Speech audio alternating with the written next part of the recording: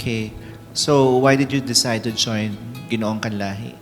Sumali po ako ng Ginoong Kanlahi to prove everyone that I can win Ginoong Kanlahi and para po ma-inspire yung mga kabataan sa amin na sumali po sa gantong patimpalak. I believe I do have what it takes to be the next Ginoong Kanlahi.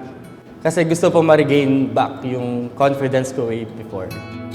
Upon me joining here, I made sure to myself that I'll not just be a candidate, but I'll be a candidate who could be a good example and a role model in a way that I'll embody the true traits of a true Ginoo.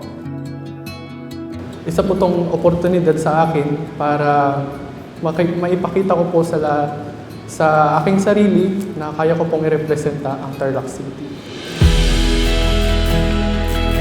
Who, aside from your family, has the biggest influence on you?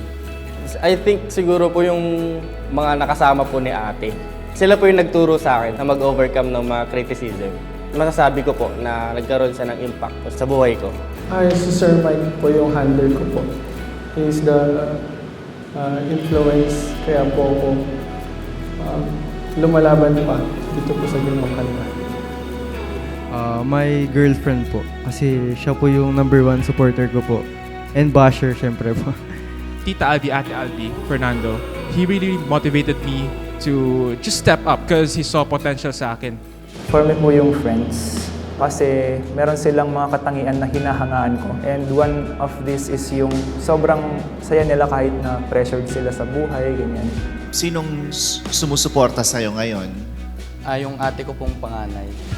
Siya lang po yung nagtitiwala na kaya kong gawin yung isang bagay. At siya rin po yung nagpresenta na ipasok ako sa ganitong mga pageant.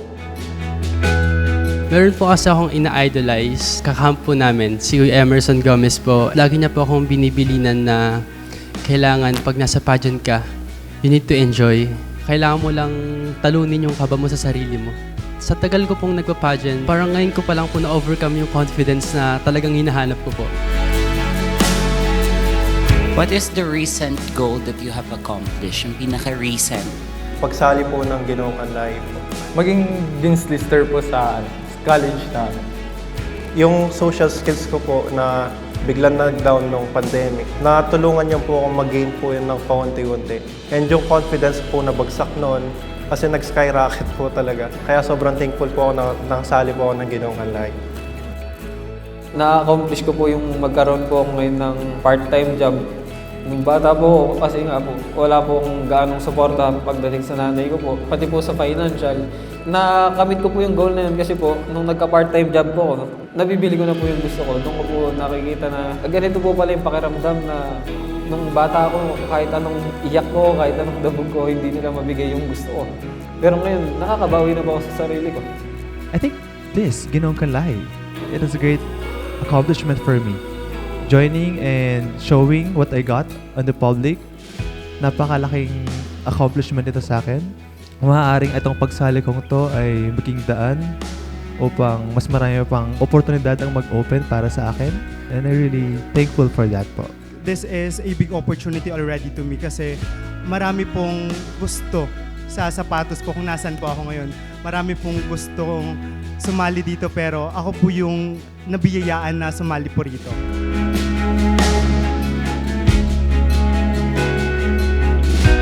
What is it like to grow up in your hometown? Ano yung favorite mo about your hometown? Ang nagustuhan ko sa town namin is yung tourism po. Kilala po yung San Jose, sa Baag po, the coldest place po sa Tarlac, yung mga ganun highest point. And also, yung Monasterio de Tarlac. Maganda pong tumira sa San Jose. What makes Bamban totally different from the other municipalities that I love the most is the people itself. It is how hospitable we are. It is how we interact with the other people coming from the other municipalities. And aside from that, we are being governed by a very good and outstanding leader, our First Lady Mayor, Alice Go, wherein she made so much difference in the municipality of Bamban. Sabi nga po nila, Paniqui is a first-class municipality and there is a potential that Paniqui is going to be a city in the near future. In my 20 years of living in our municipality, it contributed a lot in my well-being po. I've seen how our municipality progress yearly and masaya po. I love the diversity inside our municipality and how they embrace it. Kasi po, For example, there are aitas selling beside the streets and hindi po sila parang natatrato na iba. Kasi I have witnessed how supportive our fellow Kabalens to their products na galing pong bundok, and there are a lot of different nationalities na may business din po doon na sinusuportahan din po ng ano na. Parang hindi po namin ginagawang hindrance yung differences namin para hindi po namin i-respect yung isa't isa or i-support po yung isa't isa.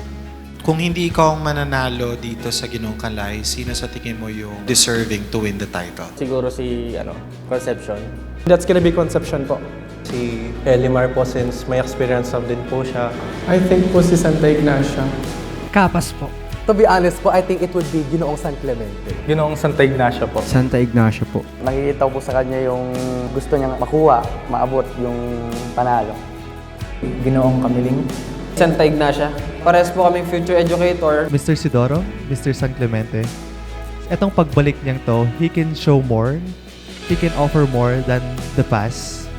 It's Santa Ignacia. Santa Ignacia and I came from the same high school. Si Victoria po.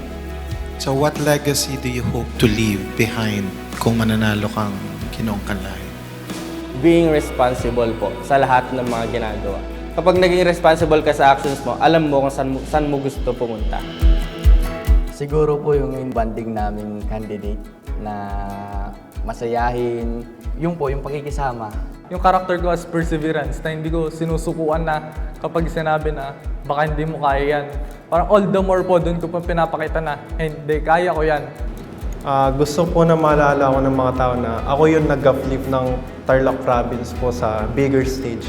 Gusto ko po na ako po yung nag-promote ng tourism ng Tarlac, ng Capas, ng ibang municipality dahil po sa pagiging title holder ko. When I win, I really want to work with Tourism Government Office of the Tarlac Province because I believe that Kanlay Festival is very famous.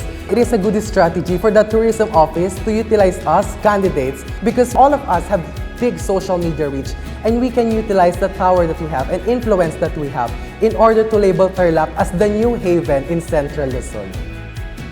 Yung advocacy ko po na para sa youth empowerment po and sports engagement po ng mga kabataan at para na din po maging modelo sa mga kabataan po. Gusto ko pong makilala or iwan yung legacy na yan yung tumulong sa mga mag-isaka para i-start yung ganitong program. At hanggang ngayon, ginagawa pa rin siya kasi nga isa ako sa nagsimula and may mga nagpapatuloy kahit tapos na po yung term ko as Ginoong Kanlay. I think gusto ko po makilala bilang isang teacher po. Gusto ko po na makilala yung advocacy ko na kailangan lahat tayo pantay-pantay when it comes to education. Wala po siyang pinipiling background. Kailangan po everyone is included.